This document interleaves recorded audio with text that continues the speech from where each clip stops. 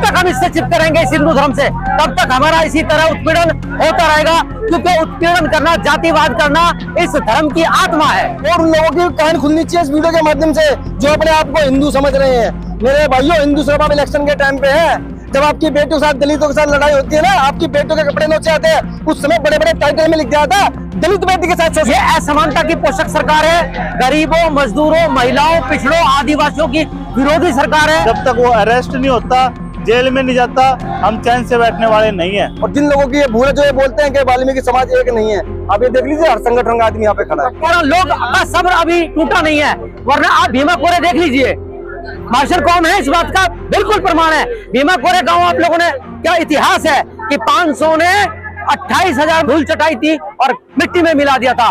Martial कौम होना अलग बात है, वैचारिक तौर से गुलाम होना अलग बात है। हमें अपनी गुलामी छोड़नी पड़ेगी। बबीर जी हैं, बबीर जी इस पूरे मामले को कैसे देख रहे हैं? राष्ट्रीय राजधानी दिल्ली में जातिवाद इस तरह प्रबल हो गया है कि एडवोकेट की एफआईआर नहीं हो रही है और तमाम लोग इस तरह थाने में मौजूद हैं। देखिए विकास जी, सबसे पहले आपका शुक्रिया, धन्यवाद कि आप इस मामले में जो है आप आए हैं और आप इस आवाज को निरंतर उठाते रहते हैं। देखिए, जहां तक ये जो जातिवाद है ना, इसको बाबा साहब भीमराव अंबेडकर जी ने मनुस्मृति जलाकर बहुत पहले संदेश दे दिया था कि इस जातिवाद को हम भी आग लगा दें। लेकिन हो क्या रहा है कि हम इस जातिवाद को एक तरफ से सपोर्ट कर रहे हैं और दूसरी तरफ इसका विरोध कर रहे हैं। सपोर्ट हम इसलिए कर रहे हैं कि हम ही लोग हैं जो इनके चीज को, त्योहार को, इस धर्म को ढो रहे हैं। अगर हम चाहें इनके सारे त्योहार, इनकी सारी परंपराओं, इनके सारे देवी देवताओं को निकाल के अगर अपने घर से बाहर कर दें, तो ये जातिवाद हमारे लिए नहीं है और ये हमारा उत्पीड़न नहीं करेगा। जब तक हम इससे चिपके रहेंगे इस हिंदू धर्म से, तब तक हमारा इसी तरह उत्पीड़न होता रहेगा, क्योंकि उत्पीड़न करना, जातिवाद करना इस धर्म की आत्मा है। ये जो देरी हो रही है सर, इसको किस तरह देख रहे हैं? इसको, ये जो अब सरकार है, ये असमानता की पोषक सरकार है, गरीबों, मजदूरों, महिलाओं, पिछड़ों, आदिवासियों की विरोधी सरकार है। अगर किसी वकील लेवल के व्यक्ति के साथ जातिवाद, जातिसूचक शब्दों से अपमानित किया गया और अगर उसकी एफआईआर दर्ज नहीं हो रही, तो आप देखिए आम जनता का इस सरकार में क्या हाल होगा, आम आदमी का क्या हाल होगा। ये दर्शाता है कि ये सरकार और ये शासन और प्रशासन आम आदमी के खिलाफ है। क्या लग रहा है पूरे संगठन यहाँ पर आए हुए तमाम, कितना दबाव बनेगा सर? दबाव बनेगा, इनको रिपोर्ट लिखनी पड़ेगी। अगर ये रिपोर्ट नहीं लिखेंगे तो ये देशव्यापी आंदोलन बनेगा। लगातार जो है वाल्मीकि जाति पर आरोप लगाए जाते हैं कि भाई हिंदू का जो ठेका आप ही लोगों ने लिया। मैं पहले ही कह रहा हूँ, अगर वाल्मीकि समाज ये जिताने वाले, क्या बीजेपी को एक ही समाज ने वोट दिया? इन्होंने भी वोट दिया होगा।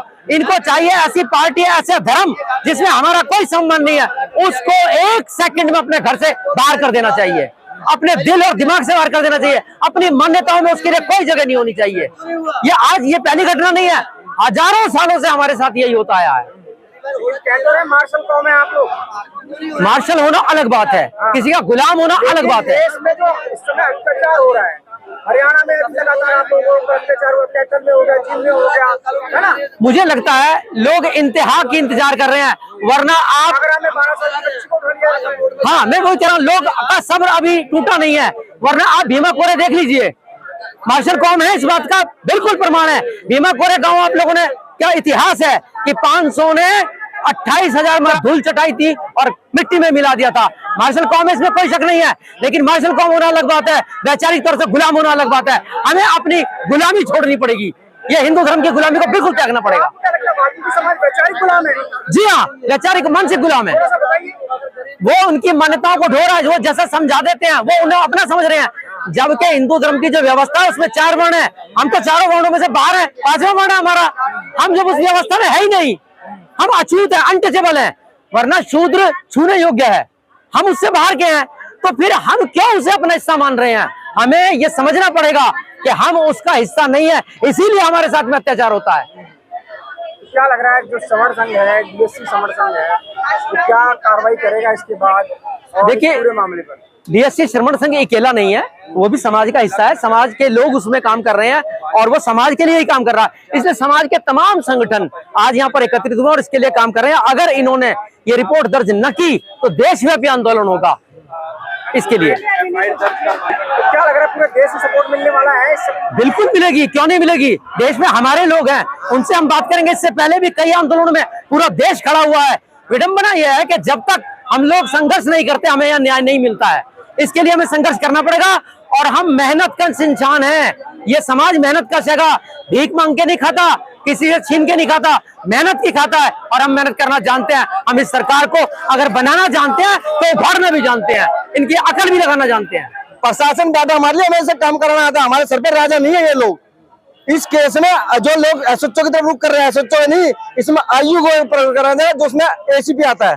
तो इस बात का ध्यान रखिए, अगर प्रशासन ये सोचे कि हमें कुछ पढ़ना लिखना का नहीं कि अनपढ़ प्रधान है, इस बात का ध्यान रखें। जब आयोग में पेशी लगेगी ना तो वहां पे एसीपी को भी जवाब देना पड़ेगा कि इसको कराने में इतना समय क्यों लगा। एसीपी साहब तो बिजी है ना सर? बिजी रहेंगे, कितने बिजी रह सकते हैं, कितने बिजी रहेंगे? 1 घंटे 2 घंटे 3 घंटे 4-5 दिन लग रहे हैं आपको एफआईआर दर्ज कराने में। आप मानसिकता मनोवादी मानसिकता देखें ना, और उन लोगों की कान खुलनी चाहिए इस वीडियो के माध्यम से जो अपने आप को हिंदू समझ रहे हैं। मेरे भाइयों, हिंदू सभा इलेक्शन के टाइम पे है, जब आपकी बेटियों के साथ दलितों के साथ लड़ाई होती है ना, आपकी बेटियों के कपड़े नोचे आते हैं, उस समय बड़े बड़े टाइटल में लिख दिया था दलित बेटी के साथ शोषण हुआ, दलित बेटी के साथ। तो फखर से कहो तुम दलित हो मेरे भाई, फखर से कहो तुम दलित हो। हिंदू किस लिए बनना? हिंदू जाति ने तो हिंदुत्व का ठेका लिया हुआ है ना सर पूरे देश में।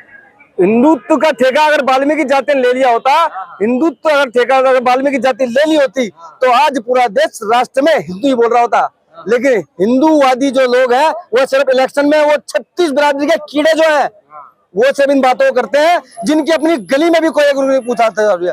वाल्मीकि समाज अपनी लड़ाई लड़ना जानता है, अच्छी तरह लड़ेगा और दमखम से लड़ेगा, और हर वर्ग के लिए आज वाल्मीकि समाज लड़ता है। सर अगर वाल्मीकि जाति हिंदुत्व पे नहीं है तो क्या है सर? अम्बेडकरवादी है। अम्बेडकरवादी है, अम्बेडकरवादी है भाई साहब, बिल्कुल है। आरोप तो लगते रहते हैं, तो आरोप प्रत्यारोप तो भाई साहब चढ़ते सूरज पे अगर लोग चांद पे दाग दिखाते हैं, ये तो वाल्मीकि है। और अब ये देखिए वाल्मीकि शक्ति भी देखिए, देश का प्रधानमंत्री भी वही पैर छूने आता, देश का सीएम भी वही पैर छूने आता। तो अपनी शक्ति को पहचाने, ये गज है, गज जिसे कहते हैं गज हाथी। हाथी जब अपनी ताकत को पहचान लेता ना तो पूरे जंगल को तहस नहस कर देता है। तो ऐसी बात नहीं है, हमारे युवा साथी, क्रांतिकारी सभी साथी, सर्व संगठन एक साथ है। और जिन लोगों की ये भूल है जो ये बोलते हैं कि वाल्मीकि समाज एक नहीं है, आप ये देख लीजिए हर संगठन का आदमी यहाँ पे खड़ा है, परिवार अलग से। सर आपके साथ घटनाएं लगातार इसलिए बढ़ती जा रही है। आगरा में हो गया, कभी कैथल में हो जाता है। आपको बताऊं ये घटनाएं और लोगों के भी साथ है, लेकिन हमारे लोग इसको विरोध करते हैं। हमारे लोग अपनी अपनी अपनी याचिका को दायर करते इसलिए दिखाया जाता है कि हम लोग कहीं ना कहीं संघर्ष करते दिख रहे हैं। ये मनुवादी सोच के लोग सब ये दिखाते हैं कि शोषण हमारे साथ हो रहा है। शोषण नहीं सहेंगे, बिल्कुल नहीं सहेंगे जी। देखिए जसविंदर जी है बली सेना से। जी जसविंदर जी, क्या कहेंगे इस पूरे मामले पर, क्या कहना है आपका, और बली सेना क्या रुख लेने वाली है इस पूरे कांड के साथ? देखिए कानून व्यवस्था देखिए, एक घटना होती है और उसकी वीडियो भी जो है वो दिखाई जाती है, सोशल मीडिया पर वायरल हो रही है। वीडियो बनने के बाद भी एफआईआर दर्ज नहीं हुई। जो फर्स्ट इन्फॉर्मेशन रिपोर्ट है, प्रथम सूचना पत्र भी ये लोग दायर नहीं करते, और न्याय दिलाने की बात तो बहुत दूर की है। जब जो एक पहली शिकायत व्यक्ति आकर बताता है वो तो इन्वेस्टिगेशन का विषय है, इन्वेस्टिगेशन की तो बात रही नहीं। जब वीडियो भी आ गई है जिसके अंदर वो स्पष्ट रूप से जो है जाति सूचक गाली दे रहा है, जाति सूचक शब्द बोल रहा है, तो जो तुरंत प्रभाव से उसको जेल में होना चाहिए था, अरेस्ट होना चाहिए था, वो बाहर कैसे है? इसमें अब कह रहे हैं कि एसीपी साहब बिजी है। भाई एसीपी साहब बिजी है, कहाँ बिजी है? जनता तो यहाँ परेशान हो रही है। जनता के सेवक हैं एसीपी साहब, जनता के मालिक नहीं है। जनता की सेवा करने के लिए उनको बनाया गया है, जनता के नौकर हैं, लेकिन वो बिजी हैं। कहाँ बिजी हैं? ये जनता यहाँ पर आई हुई है, एसीपी साहब कहाँ एंजॉय कर रहे हैं? तो देखिए ये बहुत ही शर्मिंदगी बड़ी घटना है जो ये हुआ है कि एक एडवोकेट जो अपनी शिकायत दर्ज करवाने के लिए थाने में आता है और उसकी सुनाई नहीं की जाती, और इतने दिन से वो शिकायत लेकर लगातार थाने में आ रहा है। सवाल ये जसविंदर जी खड़ा होता है, देश की राजधानी दिल्ली, बिल्कुल सही कह रहे हो आप। शासन प्रशासन सब दुरुस्त है और वहाँ पर ऐसी घटना हो जाती है। देखिए आप, और जहाँ पर वाल्मीकि की सबसे ज्यादा संख्या बताई जाती है। विकास जी देखिए, आपका जो चैनल है वो देश के कोने कोने में जाकर न्याय की आवाज उठाता है। आपको भी इस बात का पता है कि इस प्रकार की पहली घटना है ये कि एडवोकेट की शिकायत दर्ज नहीं हो रही है। अपने आप में बहुत बड़ी हैरानी वाली बात है, जहां एडवोकेटों के साथ ऐसा होता हो, जिस जाति के एडवोकेटों को इतना प्रताड़ित किया जाता हो, मेंटली हरासमेंट किया जाता हो, उन पर दबाव बनाया जाता हो, तो साधारण व्यक्ति के साथ क्या होगा? साधारण व्यक्ति का तो इसका मतलब जीने का अधिकार ही खत्म हो गया है। साधारण व्यक्ति अपनी शिकायतें लेके जाएगा तो कहाँ जाएगा? क्यों इतने संगठनों को आने की आवश्यकता पड़ी? संगठन एक ऑर्गेनाइजेशन जो भारत सरकार के द्वारा लोगों को न्याय दिलाने के लिए बनाई गई है, वो पुलिस ऑर्गेनाइजेशन है। अगर ये ऑर्गेनाइजेशन सही से काम करती तो इतनी ऑर्गेनाइजेशनों की आवश्यकता नहीं पड़ती। तो कहीं ना कहीं ये लापरवाही और जो अपनी ड्यूटी को समय पर न करना, सही तरीके से न करना, घूसखोरी, किसी के दबाव में आना, जो इन सब चीजों के प्रभाव में आ जाए तो वो क्या न्याय दिलाएगा? ऐसे अधिकारियों को ये जिम्मेवारी देना कहीं तक भी सही नहीं है कि इस प्रकार से लोगों को इंसाफ मिलेगा और लोग जो है न्याय की उम्मीद कर सकते हैं। ये बहुत गलत हो रहा है जो भी हुआ है। आज यहाँ पर इतने सामाजिक संगठन इकट्ठा हुए हैं, उनकी वजह से आज ये बात ऊपर पहुंची भी होगी, वरना यहीं पर ही दबाने की कोशिश की गई होगी, हमें पता है। और एसीपी साहब को जो जनता का सेवक बनाया गया है, इतनी बड़ी जिम्मेवारी दी गई है, उनको पता लगते ही वहीं पर ही पहुंचना चाहिए था जहां पर इकट्ठा हुए। वहां से यहाँ तक आगे इतनी अर्जेंट मीटिंग और इतनी अर्जेंट क्या समस्या आ गई उन पे कि वो यहाँ नहीं आ सकते, अपने थाने में नहीं आ सकते, जहाँ पे उन्हें बैठना चाहिए वहां नहीं बैठे हैं अपनी सीट पे। तो कहाँ है वो? क्या ऐसा कर रहे हैं? अभी तो एक एडवोकेट के साथ ऐसा हुआ है, अभी सारे के सारे संगठन, सभी जितने भी हमारे एडवोकेट हैं, वकील हैं, सभी सामाजिक संगठन हम अपने भाई के साथ हैं और कोर्ट में मामला जाएगा, यहीं से ये एफआईआर दर्ज होगी और जब तक वो अरेस्ट नहीं होता, जेल में नहीं जाता, हम चैन से बैठने वाले नहीं हैं। और अगर आवश्यकता हुई जितना बड़ा आंदोलन हमें करना पड़े हम वो आंदोलन करेंगे।